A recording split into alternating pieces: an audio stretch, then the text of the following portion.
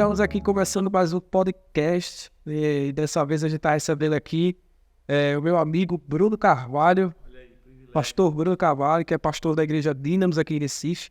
Ele vai falar um pouquinho mais sobre a igreja, sobre a plantação da igreja. Ele é casado com Rayane, né, e pai da Zoe. E eu já vou passar aqui para ele se apresentar um pouquinho, falar como está aí a vida, a família, a igreja. Show! Fala, galera, é um privilégio estar aqui. Como o Abraão bem falou, né? Eu sou pai da Zoe, esposo da Rai. A gente tá aqui na fundação da igreja lançada mesmo, né, Abraão? Vai fazer 7 meses agora. A gente passou um ano de processo de gerar e tal, e a gente tá plantando essa igreja aqui, tá sendo um tempo bem precioso. A gente tem vivido muita coisa de Jesus e eu espero que esse conteúdo abençoe a sua vida de alguma maneira. A gente vai falar sobre missões transculturais, vai falar sobre evangelismo, sobre várias coisas aí que com certeza vai abençoar a sua vida. Coisa boa. Bruno, eu lembro que a gente se conheceu no acampamento da Episcopal. Muito tempo atrás. Tem uns 12 anos isso. Eu era muito mais novo, eu era adolescente. E assim, eu lembro que naquele tempo você era outra pessoa, né? Você era uma outra pessoa que eu falo assim, do que você hoje se tornou. E eu queria que tu falasse um pouquinho sobre isso, sobre tua trajetória, como você conheceu a Cristo, se tu cresceu na fé e tudo mais. Cara, a gente viveu muita coisa em Jesus, né? Desse tempo pra cá, vai fazer mais ou menos 13 anos. E eu cheguei, Jesus me encontrou em um acampamento aos meus 14 anos, porque eu tinha medo de dormir fora de casa. E aí, minha avó tinha morrido, eu tinha um problema e eu já tinha ido pra psicóloga, tudo que é coisa, nada conseguia. E um amigo me chamou para acampamento. E eu não acreditava muito em Jesus, não. E de repente, num sábado à noite, eu me lembro como se fosse hoje, eu senti algo muito forte, o Espírito Santo realmente me marcou naquela noite, eu entreguei minha vida para Jesus.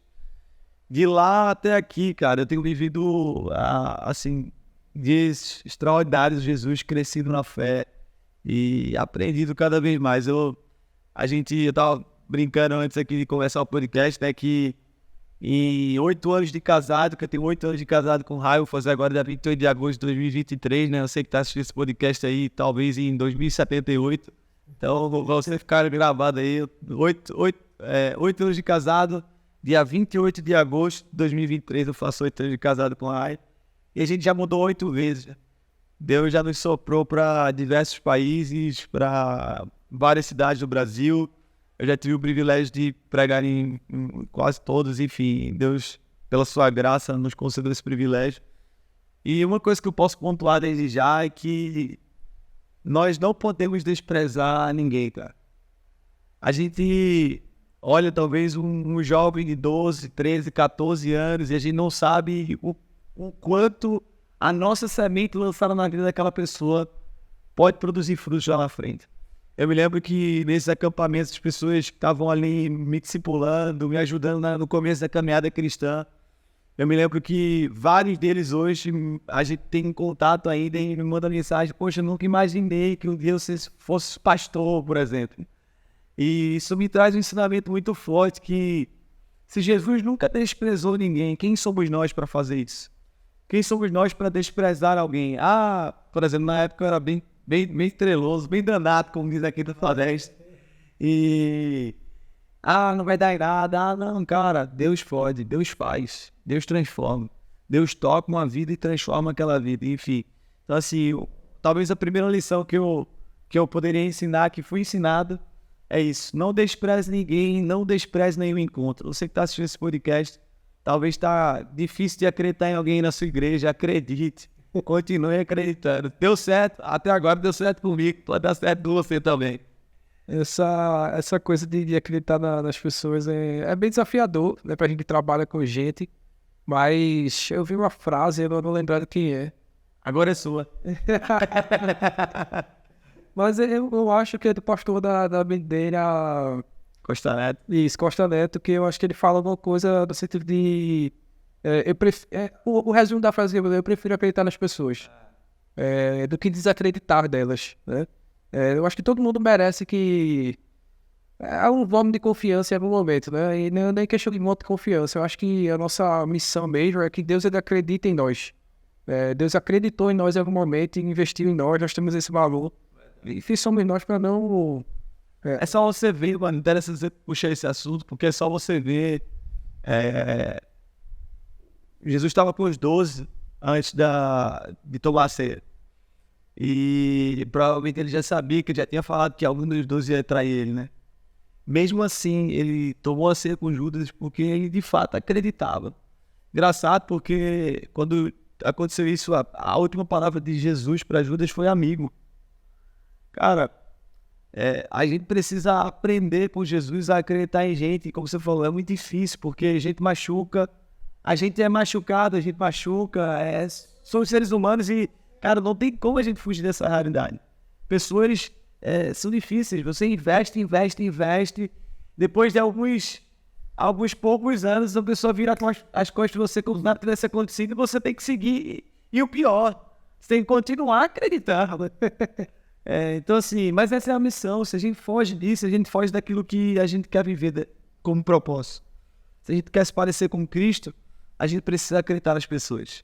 Eu costumo dizer que eu já aprendi a perder as pessoas, né? Eu me acostumei com isso. Assim, eu trabalho com adolescente, então adolescente não é adolescente a vida toda. É verdade. Então, pelo ciclo natural, em algum momento ele vai crescer e vai... Assim esperamos. Assim esperamos que ele não fique adolescente a vida toda. Né? Então ele vai viver a vida dele, vai casar, vai fazer tudo que for e a gente tem que renovar os ciclos mesmo. Verdade. Tem aquelas pessoas que saem porque coisas acontecem, mas é uma coisa que a gente nunca pode deixar, né? Eu acho que é parte boa colher fruto. Eu acho que tá aí você é um fruto hoje de pessoas que lá atrás acreditaram em você e...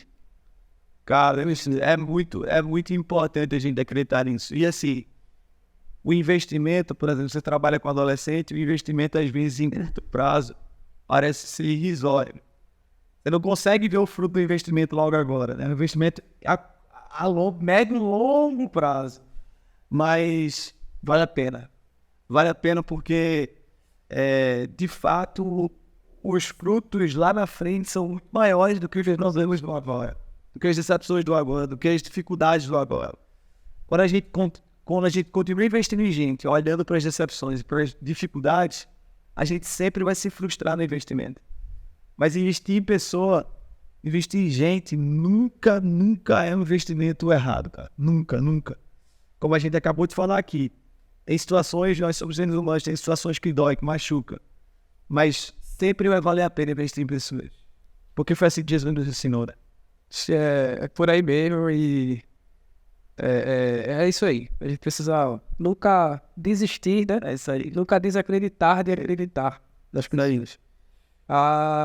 Eu acho que a gente já pode ir para outros assuntos aqui. E eu acho que você falou um pouquinho do início da tua caminhada. Eu não sei, eu não fiz esse cálculo, mas eu acho que não sei se tu já passou mais tempo fora de Recife do que aqui em Recife. Mas desde a primeira vez que tu foi ali estudar fora e tal, conta pra gente um pouco sobre isso. Cara, eu fui... Esse é um testemunho muito legal, assim, porque eu era da igreja episcopal, tenho muita gratidão, né? Muito investimento na minha vida dos meus 14 e 17 anos. E eu tava fazendo uma vigília na igreja uma vez, e até conto essa história, é até engraçado, você que tá ouvindo aí, é até engraçado essa história, porque essa é uma vigília normal e de repente deu uma ideia na minha cabeça, cara. Eu botei um monte de vela. Falei, a vigília vai ser o seguinte, vai apagar todas as luzes e ainda colocar um monte de vela. Pessoal, isso aí vai ser uma negócio estranho. Falei, não, vai ser assim. A gente fez a vigília, cara, apagou todas as luzes, fez o corredor da igreja que tinha de vela lá, tudo aquilo, a luz apagada e tá. Enfim, foi muito boa a vigília, foi um tempo muito precioso. Quando acabou a vigília, a irmã chegou pra mim e falou, olha, Bruno, você parece muito com a igreja que eu vivi nos últimos 2 anos. Aí eu achei estranho, falei, como assim? Ela falou, não, eu me lembro muito porque teve uma vigília que a gente fez nessa igreja que foi com todas as luzes apagadas, com as velas acesas. E eu falei, rapaz, é uma macumba também, tô ligando, né? Eu falei pra ela, rapaz, que estranho. Aí ela falou, faz o seguinte, segue eles lá. Aí ela passou o link. Na época, o Instagram, não sou tão velho não, mas o Instagram tava bombando ainda, mas o Facebook tava muito mais forte. Mas ela mandou o link pro site deles. Quando eu entrei no site, tinha lá, eu já tinha um chamado pastoral muito forte assim no meu coração. Aí tinha lá, vagas para seminário tempo integral. Cara, quando eu li aquilo ali, era bem urbana de Freitas, assim. Quando eu li aquilo ali no meu coração, eu falei, é isso. E aí eu me inscrevi e eles fui aprovado e foi uma loucura para conseguir chegar lá, foi, enfim. Mas aí, com 18 anos, eu fui fazer um seminário nos Estados Unidos e engraçado, porque 10 anos depois eu voltei para Recife. Então, foram 10 anos longe, lógico que esses 10 anos tiveram algumas situações de idas e vindas, passar um tempo aqui por causa de alguns acontecimentos, acho que a gente vai chegar lá na frente, mas e aí eu passei dos 18 aos 21 anos, 18 a 21 nos Stados Unidos, voltei para o Brasil, casei com 22, e aí a gente, enfim, começou a trajetória de morei em BH, voltei para os Estados Unidos, fui deportado, não fiz nada de errado, eu vou explicar o que aconteceu, mas aí voltei, aí morei em São Paulo, mudei aqui em Recife algumas outras vezes, passei um tempo aqui, aí depois fui pra África, enfim. Eu acho que essa parte do deportado é uma história muito boa, né? Rapaz, a galera gosta de um negócio de curiosidade. Antes da gente entrar nisso aí, eu acho que tem uma parada que você disse que foi do nada assim para os Estados Unidos, né? E eu penso que tem um custo, né, para você se meter lá, para você ir e tudo. Eu acho que até a língua também, que não sei se já era uma realidade que hoje assim não, mas não sei se já... Eu não sabia falar nem hi nem bye. E a escola era toda em inglês. A escola, as aulas eram em português e o office, né, que era à tarde, e a igreja funcionava em inglês. Mas as aulas eram em português até o primeiro ano. Depois o pastor girou a chavinha e falou só em inglês agora. Eu falei, meu Deus do céu. E aí eu queria que tu falasse um pouquinho desses desafios, porque eu acho que tem muita gente que vai assistir isso aqui, né, que você pode estar assistindo isso aí nesse momento, que às vezes quer fazer um intercâmbio, seja cristão ou não cristão, ou enfim. Mas principalmente quer fazer uma escola, estudar Bíblia fora, ter essa experiência lá, de uma escola integral lá, que existem hoje várias, né? Mas assim, como foi pra você isso? O que é que tu fala para as pessoas que querem viver isso? Cara, a primeira coisa que eu falo é que você não deve ir por conta de um desejo pessoal. Você tem que ir por causa de uma palavra.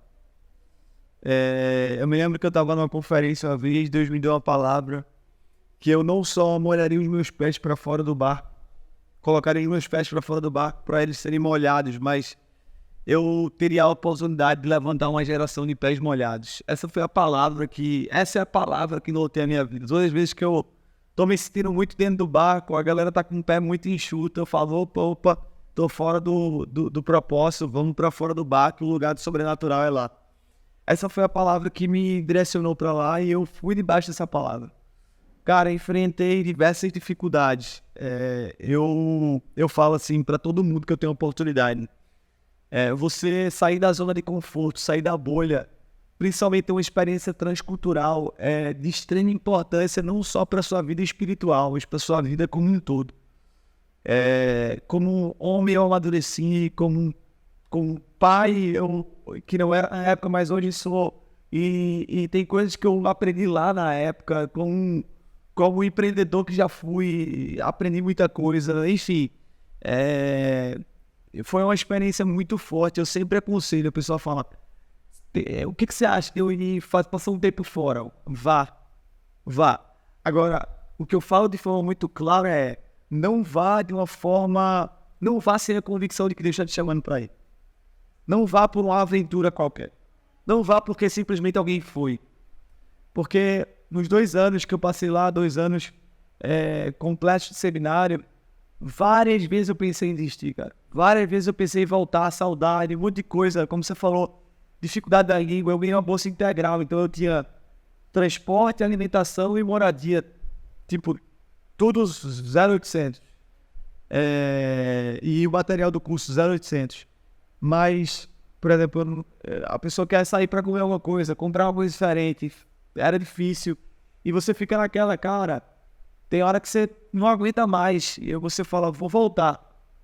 E o que te segura não é o país, não é a qualidade de vida, não é ser um país de primeiro mundo. O que te segura é a palavra. Se você tem a palavra, você tem tudo.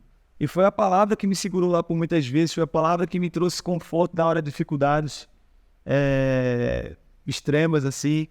Então, o conselho que eu dou é vá. Se você tem a palavra, vá. Agora, faça diferente do que eu fiz. Se prepare antes de ir. Por exemplo, essa questão da língua mesmo, hoje eu dou aula de inglês, né? Você sabe bem, mas, cara, muita coisa aconteceu lá. Eu quebrei a cara lá, eu levei pancada lá, que eu poderia ter aprendido aqui. Como eu falei, eu sabia, cara, eu cheguei lá, achei que eu tava balando no inglês. Fui falar com um policial no aeroporto, lá no aeroporto, de cara assim, falei, how are you? Esperando o cara falar, I'm fine. Sempre, né, cara? I'm fine, thank you. Meu bom, cara, my day has been amazing that day. Você fala inglês, já fui chorando já, mano. Falei, meu Deus, vou passar muito perrengue nesse país. E graças a Deus, Deus me deu graça para aprender, enfim. Mas se eu tivesse me preparado, eu teria tido mais oportunidades lá, sabe? Então, se prepare. Não espere chegar a oportunidade de você se preparar. Se prepare para quando a oportunidade chegar, você já está pronto, cara. Para ir. Então, foi uma experiência muito forte, muito especial e que abriu diversas portas. Inúmeras portas. Esses meses atrás, eu estava traduzindo um pastor americano numa conferência do Piauí. Fui tradutor dele e, cara, eu nunca teria essa oportunidade enquanto eu estava traduzindo, o Espírito Santo me chama no meu coração. Não negligencie o natural. É importante, cara. É importante você estudar, você se dedicar, é importante você aprimorar, é importante você fazer faculdade, fazer especializações, é importante, cara. Você usar do natural para ser a plataforma para que o sobrenatural se manifeste, entende? Então foram experiências muito, muito, muito impactantes na minha vida. Coisa boa. Aí eu acho que, se eu não tô errado, tu passou 2 anos lá, estudou tudo mais, aí voltou para Recife. Só para casar. Rai ficou 6 meses lá, já era minha noiva na época. Ficou 6 meses lá e eu voltei para casar. Voltei, preparei a festa de casamento. Não você. Tu casou aqui? Casei aqui. Achei que tu tinha casado. Rapaz, eu passei 6 meses, foi a loucura da minha vida, porque eu não tinha dinheiro. Eu pedi Rai em casamento. Você que tá aí enrolando sua noiva, noiva, você que tá enrolando seu noivo, escuta essa palavra, aproxima, dá um zoom aqui nela. Ei, desenrola logo, pede logo em casamento, abençoado. Tá esperando o quê? Tá esperando dinheiro pra casar, pelo amor de Jesus. Eu pedi em casamento, eu tinha $68 na carteira. Esses $68, eu pedi ela no restaurante, que foi $69 a conta. Saí de lá, ela disse sim, eu falei, meu Deus, ela disse sim, ela conta, né?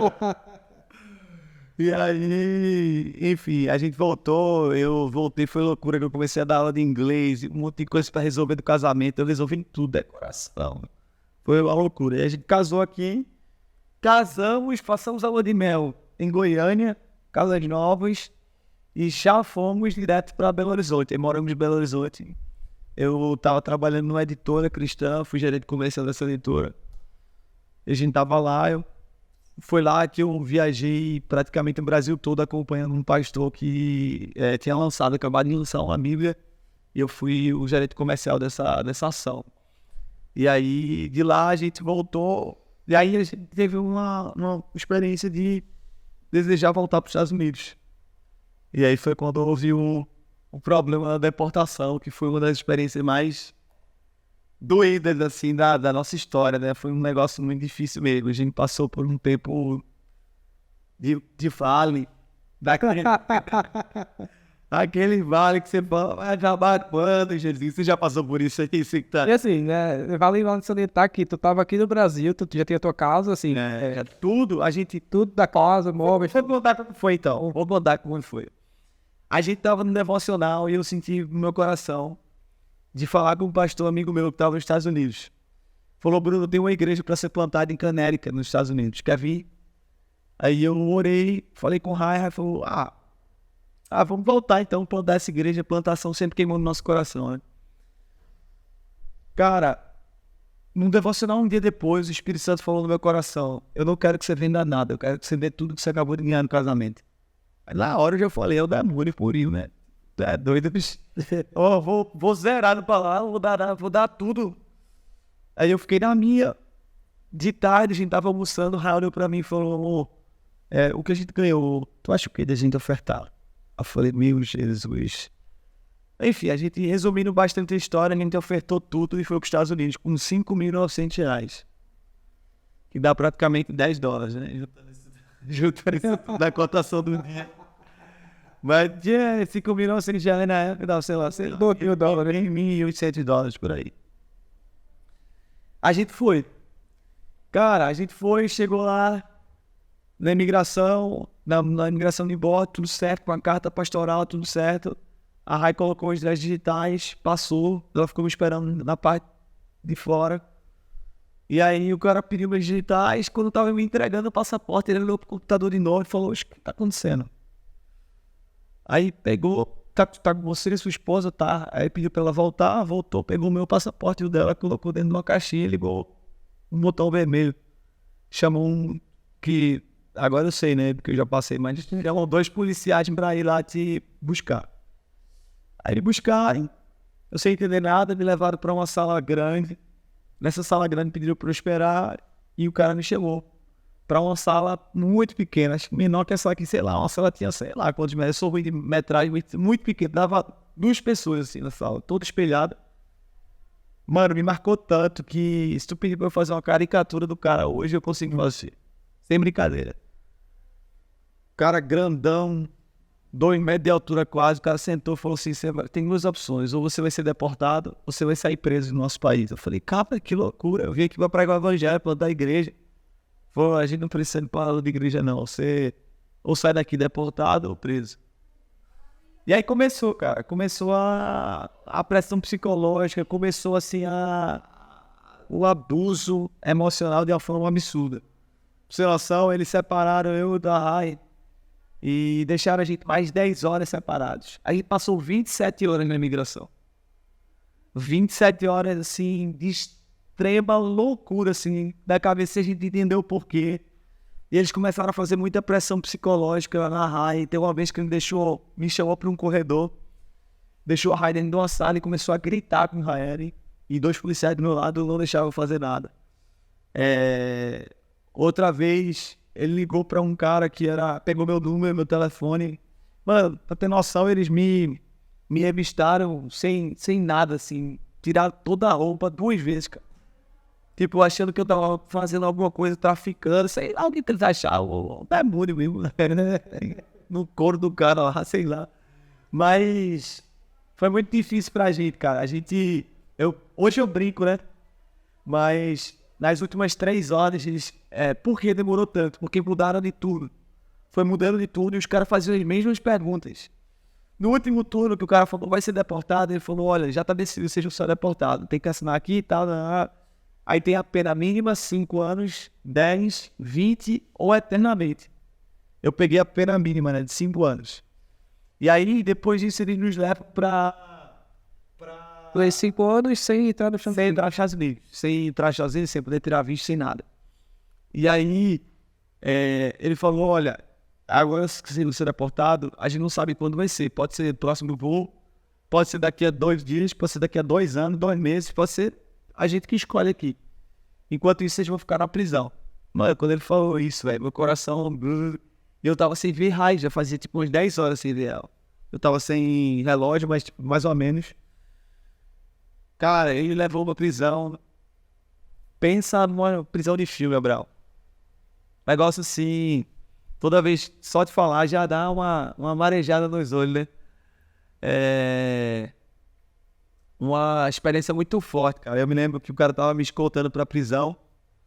E eu entrei na prisão, né? E tipo aquelas prisões de filme americano, não é aquelas prisões gradeadas aqui no Brasil. Tudo branco, aquelas luzes bem fortes, tudo espelhado, cara, um banco de inox, assim. Isso no próprio aeroporto. No próprio aeroporto, a prisão do aeroporto. Cara, você acha nos Estados Unidos, né, tá? Cara, o os colchonetes tudo vomitado, cara. Assim, um negócio bem, bem difícil. A gente passou por... Foi bem, bem delicado, assim. Não tenho nada contra o país, né? Inclusive, vou querer entrar daqui a pouco. De novo, mas já tá liberado, já passou em 5 anos. Mas, cara, eu me lembro que eu fiz uma oração pra Deus. Eu me lembro que eu entrei e comecei a ter uma crise, assim, de pânico muito forte, porque parece que vai fechando em você, assim, um lugar. Eu me lembro que eu ajoelhei, chorei, assim, muito, não conseguia falar quase nada, mas eu falei pra Deus, só tava eu na prisão, eu falei pra Deus, Deus, ou se eu me tira daqui, então me envia alguém pra eu pregar o evangelho. E eu me lembro que depois de alguns minutos, eu escutei um cara vindo com a chave, abriu a prisão e eu saí. A Rai tava atrás dele, já tinha passado, ela também tava na prisão, sendo que a prisão feminina. Lá na dela tinha um monte de gente. Foi uma loucura, assim, até um testemunho que ela tem pra contar também muito forte. E eu me lembro que quando acabou ali, né, ele me abriu a porta, me buscou, e aí eu dei um abraço nela e tal. Estava mais de 10 horas sem se ver. Foi bem difícil. Eles nos escoltaram, velho, até a poltrona do avião. A gente foi andando no aeroporto de Miami, com um policial na frente e outro atrás, todo mundo olhando. A gente parecia, tipo, um criminoso mesmo. Sem entender nada que estava acontecendo. Eles deixaram todo mundo entrar. Na minha opinião, eu acho que nessa hora eles fizeram já meio que de pirraça, assim. Eu acho que não é uma política, sei lá. Até a poltrona do avião, todo mundo tava lá dentro, sentado, e eles nos escoltaram até a poltrona do avião. Eu me lembro que quando eu sentei na poltrona do avião, eu sentei aqui no corredor, a Rai sentou aqui do meu lado. Eu falei pra Deus, Deus, não deixa que ela faça nenhuma pergunta, que eu não tenho resposta pra isso. E eu me lembro que a primeira coisa que ela fez ser casada, o que é que ela fez? Perguntinha, quase. Ela olhou pra mim e perguntou, por que isso tá acontecendo? Irmão, vou ser sincero com você, ela podia perguntar sobre quantas Copas do Mundo o Brasil tem, qualquer coisa que eu ia saber responder, mas logo essa. Eu tive uma das experiências mais fortes que eu já tive com Jesus toda a minha vida. Eu escutei uma voz audível. Não tinha ninguém do meu lado aqui atrás, me diagonal, eu escutei uma voz aqui, falando, não são as circunstâncias que mudam quem eu sou, mas quem eu sou muda as circunstâncias. Eu sou suficiente. Eu sou soberano. Cara, parecia cena de filme, mano. O avião tava decolando, eu segurei na mão dela, eu só repliquei essa frase. E o avião decolou. A gente dormiu, capotou 8 horas de voo, chegou em BH, que era o lugar de origem. A gente acordou com o avião batendo no sol, assim, Aí acordou e tal, a gente só queria chegar em Recife, né? A gente tava em BH, foi deportado pra lá de volta. Lembra que eu fui com R$5.900 e a gente chegou no aeroporto, eu falei, vou pegar o próximo voo. Cheguei no balcão da todas as companhias, não tinha nenhum, só na Gol. Eu cheguei no balcão da Gol, cheguei lá, falei, próximo voo pra Recife. A mulher, ok, senhor. Ela foi ver, olhou, falou, não, você não vai querer ir, não. Eu falei, essa não entendeu, eu quero o próximo voo. Ela falou, o próximo voo, só de ida, BH Recife, tá dando R$5.890. Diante de Deus. Eu falei, pode passar no débito. Ela achando que eu tava, tipo, esse cara tem muito dinheiro, né? Ela olhou, pensou, As duas passagens. as 2 passagens, a minha e dela. Ela falou, não, senhor, deixa eu dar um conselho. Amanhã tem um voo por 1.300. Tem um Ibis aqui na frente, um hotel. O senhor pode ir pra lá dormir, você vai pagar metade do valor. Eu falei, escutou o que eu falei, pode passar. Cara, eu cheguei, você conhece meu pai, meu pai a gente tem uma relação muito boa. Eu lembro que eu cheguei no aeroporto de Recife, fui pra Rio Doce, onde eu morava, 40 minutos, 45, 50 minutos, sem falar uma palavra. E eu me lembro bem que a Rai chegou, tomou banho, eu fiquei no quarto, depois eu fui tomar banho, quando eu voltei ela tava ajoelhada. Eu me lembro que a gente ajoelhou um na cama de um lado, outra do outro, era no quarto da minha irmã, no quarto, com R$10 na conta. E eu lembro que a gente ajoelhou e a gente só sabia chorar, mano. E cara,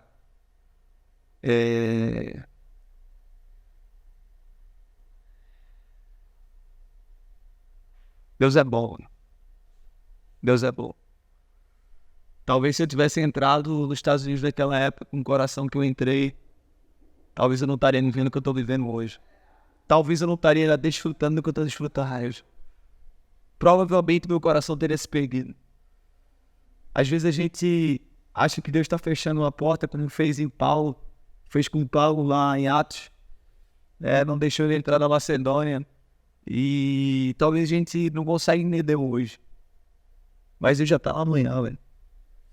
E a gente passou por um tempo de muita dificuldade para crescer para baixo. E, mano, crescer para baixo não dá ibope. Crescer para baixo ninguém vê, mas é o que sustenta. E foi um tempo de muita dificuldade. A gente morou na casa dos meus pais por 6 meses, no quarto da minha irmã, recém-casado.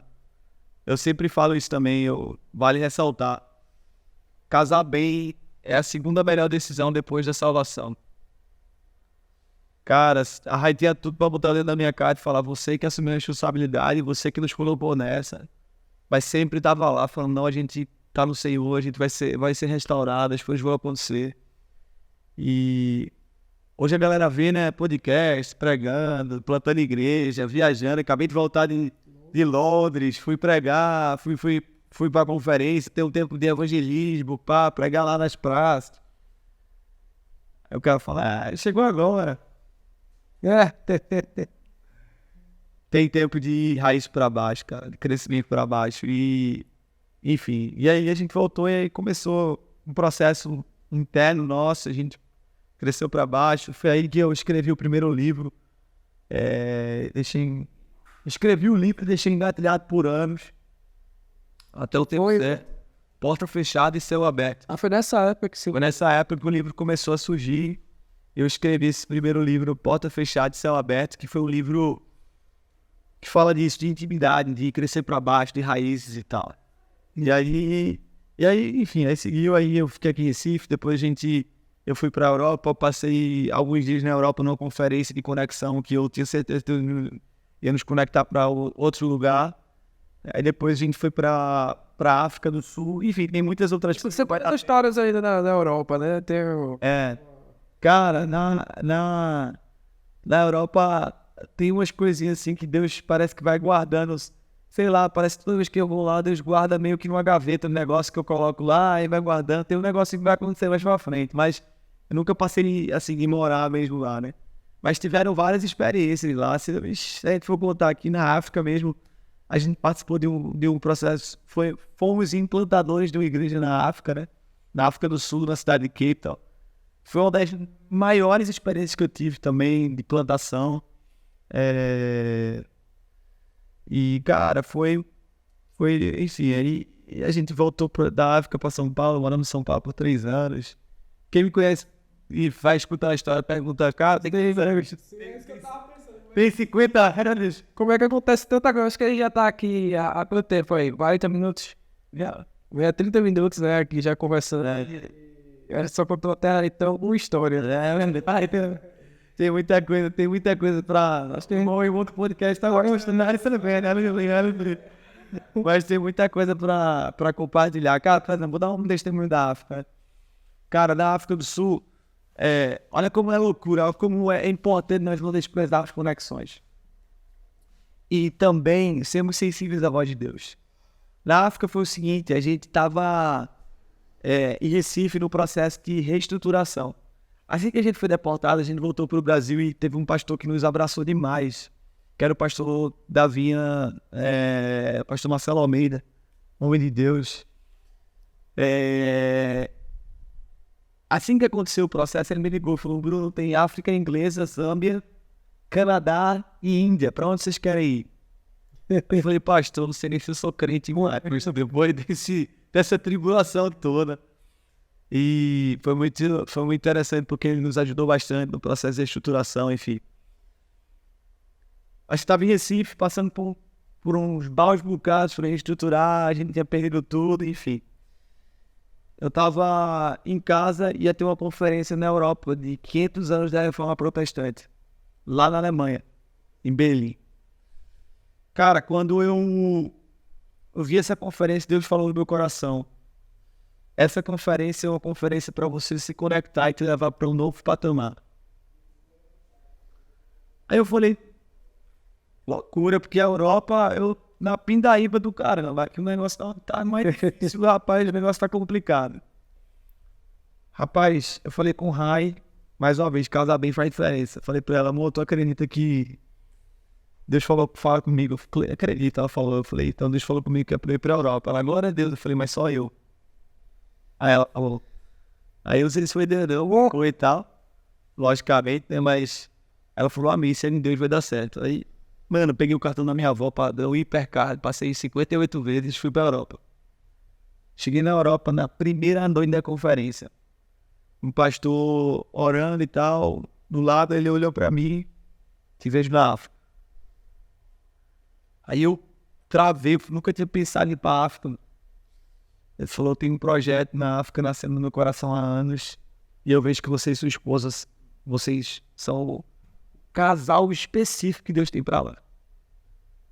Mano, aquilo queimou no meu coração diferente, a gente se conectou lá, o negócio fluiu. Liguei pra Rai lá de lá mesmo, falei, ó, pela África. Ela, não, de jeito nenhum, não vou não quero, não isso no meu coração, não. Resumindo a história.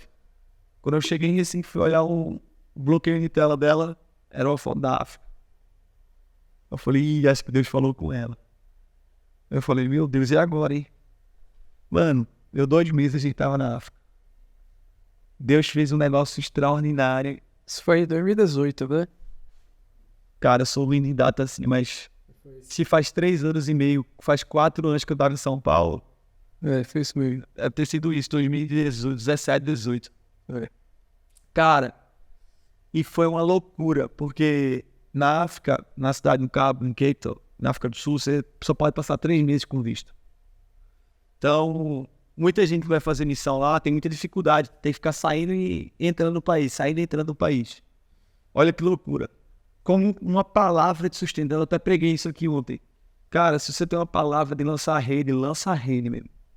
Lança a rede. Se você tem uma palavra de Deus, escute isso que eu vou te falar agora. Se você tem uma palavra de Deus, não importa as dificuldades, as impossibilidades. É a palavra que te sustenta.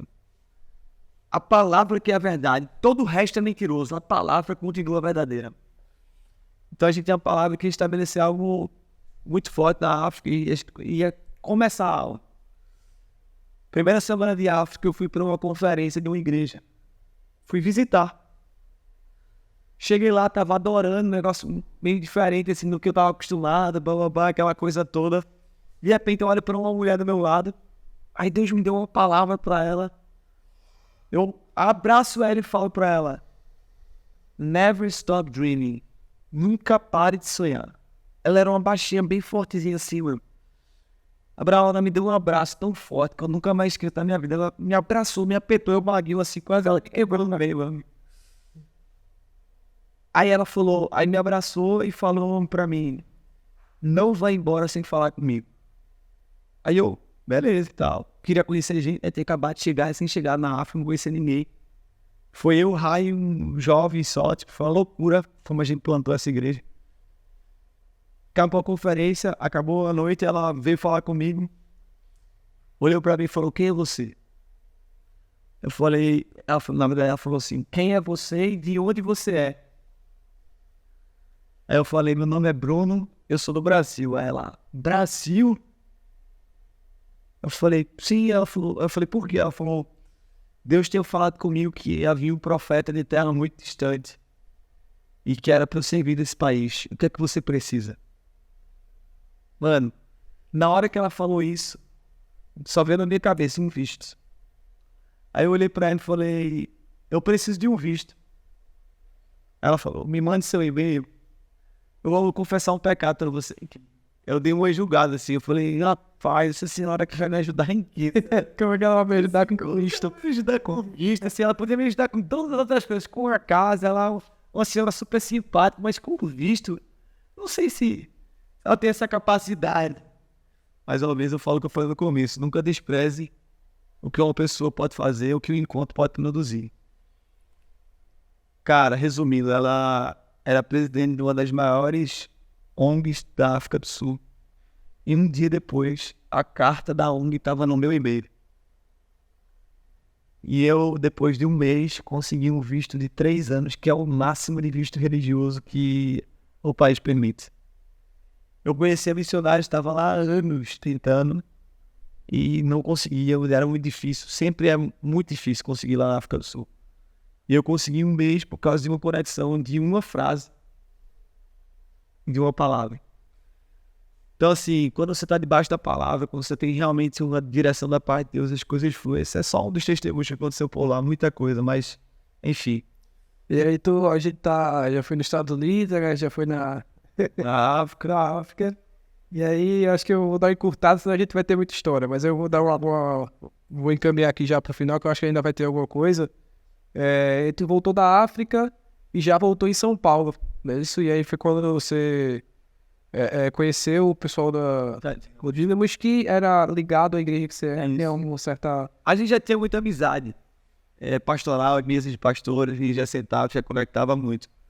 Mas o que me fez ser muito compatível com a Dínamos porque eu sempre criei muito num ambiente onde a mesa respalda o púlpito. Isso sempre fala muito no meu coração, você me conhece, inclusive o segundo livro que eu escrevi foi A Mesa com Jesus, né? Porque eu sempre acreditei muito que o ambiente de mesa produz muita semelhança com o que Jesus viveu. E uma coisa que me chamou muita atenção foi isso, a mesa respalda o púlpito. Eu fiquei muito impactado com o ambiente de família que era vivido ali. Uma das coisas que sempre queimou no meu coração foi esse cunho apostólico de plantação na igreja, desenvolvimento de... Muita gente fala, cara, que loucura, você começa algo, o negócio tá engatilhando, você sai, vai para começar outro do zero e vai... Você nunca vê um negócio, tipo assim, na hora que tá bom, você sai. Cara, é estranho falar, é engraçado falar isso, mas que no meu coração. O pessoal da Dínamos agora que tá assistindo isso aqui vai achar... O pessoal da igreja, legal, eu tenho muita coisa a gente viver aqui ainda. Mas, mano, muito engraçado, porque sempre queimou no meu coração. E a Dínamos, na época, tinha 9 igrejas, né? E a grande maioria delas em São Paulo. Então, quando eu vim, através de uma palavra, eu voltei para o Brasil por causa de uma palavra que Deus falou no meu coração. Não é tempo das nações para você, é tempo da nação brasileira. Eu voltei da África com essa palavra. Esse é um outro testemunho, mas enfim, a gente vai ter outro podcast para contar. Mas já tá garantindo a parte 2, né? Parte 2, tem garantia, mas a gente... Eu voltei para Dínamos com isso no meu coração. Eu vou te levantar com... Me permita falar isso, não no aspecto de título da palavra, mas como um apóstolo da vocação, né? A vocação de apostólica, plantarem, começar a abrir caminho, de ter esse coração apostólico mesmo, né? E foi muito interessante porque eu voltei achando que ia startar de imediato, e foram 3 anos e meio de adaptação à cultura, de entender como que é esse ambiente ser família, de construir essa relação. Então foi 3 anos e meio de treinamento, de a gente estar ali servindo na igreja local em Santo André por 3 anos junto com o pastor André e a pastora Esté, que são, sem palavras, foram essenciais na nossa volta para o Brasil, na nossa estruturação para esse tempo que a gente está vivendo agora. E, cara, e aí a gente voltou, passou 3 anos e meio em São Paulo servindo lá e voltou para Recife faz 1 ano e meio. A gente voltou em fevereiro do ano passado. E aí foi quando começou o processo de plantação da igreja e tal. E há 7 meses... a gente tem um processo de fundação interessante, assim, até peculiar, posso dizer assim. O primeiro ano a gente não conta como um ano da plantação. A gente conta como um ano do gerar. A gente vem e começa o processo da plantação, tipo, de começar algo só gerando aquilo. Mais ou menos como se fosse uma gravidez. A gente gera a gravidez ali por 9 meses a 1 ano, 9 a 12 meses. E aquilo vai sendo gerado no coração. E aí, o segundo ano é o ano da plantação. O terceiro ano é o ano de regar. E do quarto em diante começa o ano de colher. É lógico que o ano de colher nunca se para de plantar nem de regar, mas é uma ênfase maior para essa questão da colheita. Então, ano passado foi o ano de gerar. A gente começou a gerar com algumas reuniões, a gente fazia uma reunião pro domingo, uma uma reunião no domingo por mês. Depois passou a ser todo domingo, num lugar no ateliê, num lugar do estilista aqui em Recife, Thaís. E depois a gente foi para fazer um culto por mês na Ferreira Costa. Enfim, aí começou a surgir. E a gente começou no lugar mesmo nosso em agosto do ano passado. E aí a gente preparou o lugar para em fevereiro desse ano, que foi dia 3, 4 e 5 de fevereiro, foi o dia da inauguração da igreja mesmo. E aí a gente inaugurou a igreja. Então, dia 3 de fevereiro para agora vai fazer o quê? 6 meses. 6 meses. 6 meses. Isso mesmo. Então faz 6 meses que a Ignora me fazer área em Recife. Agora faz 7, agora em setembro. E aí a gente tá vivendo algo extraordinário, cara. Tem sido... Eu tenho falado que não é o que a gente tem vivido, é como a gente tem vivido que tem feito a diferença, sabe? E quais são os próximos, assim, desafios que vocês estão na frente como igreja? Como tá sendo esse início, né? Como é que o povo tá... né? Cara, os desafios... os maiores desafios que eu sempre falo é a gente manter o coração em Jesus, amar a Ele e amar as pessoas, servir a Ele e servir as pessoas. Eu acho que esse é o desafio que tem sempre trazer de volta essa essência. Acho que na medida que a igreja vai crescendo e avançando, vai ficando às vezes difícil de trazer essa essência de simplicidade, e simplicidade não é pobreza, não é escassez. Simplicidade é... Eu estava conversando com um amigo esses dias falando, cara, eu não sei quando, nem como, nem quem decidiu separar e achar que as palavras simplicidade e profundidade são palavras antagônicas, diferentes. Porque o cara mais simples que eu conheci na vida, que é o próprio Cristo, foi o cara mais profundo.